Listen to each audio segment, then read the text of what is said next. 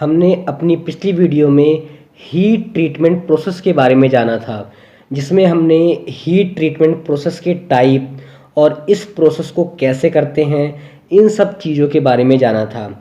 अगर आपने मेरी वो वीडियो अभी तक नहीं देखी है तो आप ऊपर आई बटन पर क्लिक करके देख सकते हैं।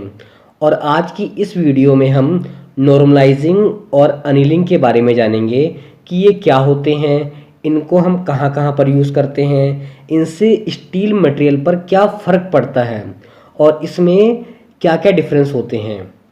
साथियों, अगर आपको मेरी वीडियोस अच्छी लगती हैं तो प्लीज़ इन्हें लाइक कीजिए और मेरे चैनल को सब्सक्राइब कीजिए, क्योंकि आपके सब्सक्राइब करने से मुझको मोटिवेशन मिलती है कि मैं ऐसी ही और नई नई वीडियोस आपके लिए लाता रहूं। तो चलिए शुरू करते हैं।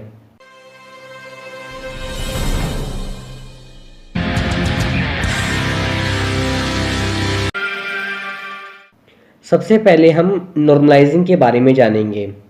इस प्रोसेस में हम स्टील मटेरियल या आयरन बेस मटेरियल को अपर क्रिटिकल टेम्परेचर लिमिट से 40 डिग्री या 50 डिग्री से ऊपर के टेम्परेचर पर, चाहे वो हाइपोयूटेक्टोइड स्टील हो या फिर हाइपर यूटेक्टोइड स्टील हो, उसको उस टेम्परेचर पर कुछ टाइम के लिए हीट करके नॉर्मल एयर मतलब कि रूम टेम्परेचर पर स्लो कूलिंग करके स्टील मटेरियल को सॉफ्ट करते हैं।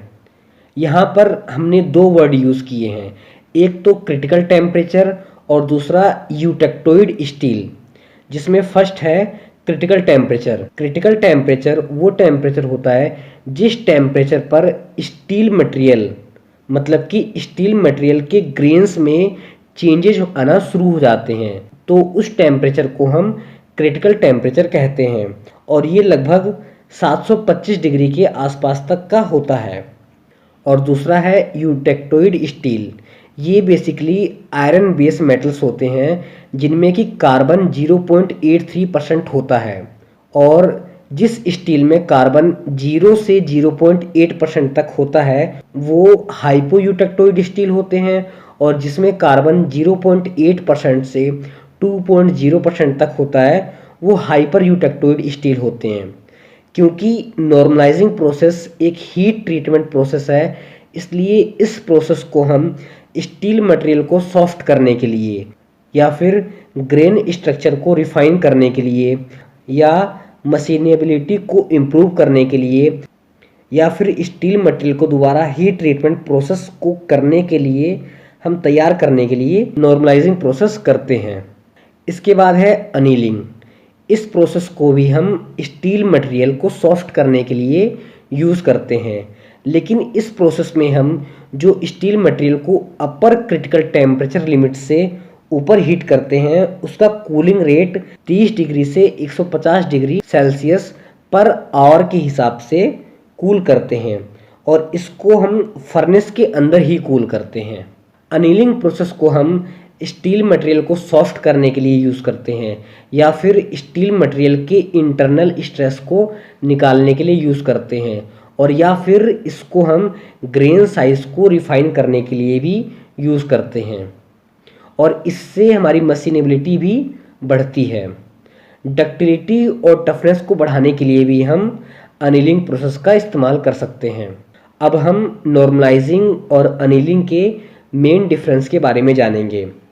अनीलिंग प्रोसेस में हाइपोयूटेक्टोइड स्टील को अपर क्रिटिकल टेम्परेचर से 20 डिग्री या 30 डिग्री ऊपर के टेम्परेचर पर हीट करते हैं, और हाइपर यूटेक्टोइड स्टील को लोअर क्रिटिकल टेम्परेचर से 20 डिग्री या 30 डिग्री ऊपर के टेम्परेचर पर हीट करते हैं।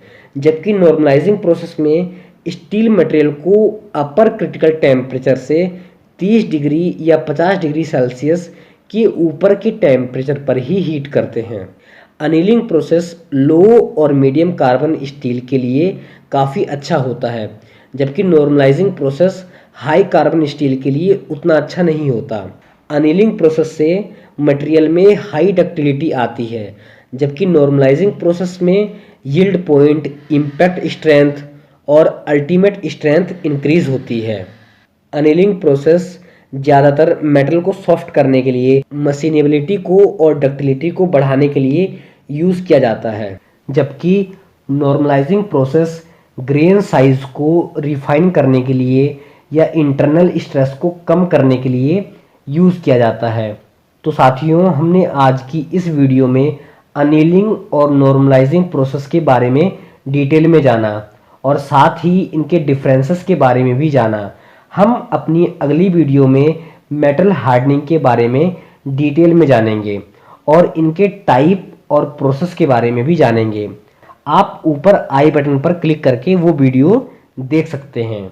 और अगर आपको मेरी ये वीडियो अच्छी लगी हो तो प्लीज़ इसे लाइक कीजिए, और या फिर अगर आपको कोई भी डाउट है या कुछ पूछना या बताना चाहते हैं तो प्लीज़ कमेंट करके ज़रूर बताइए।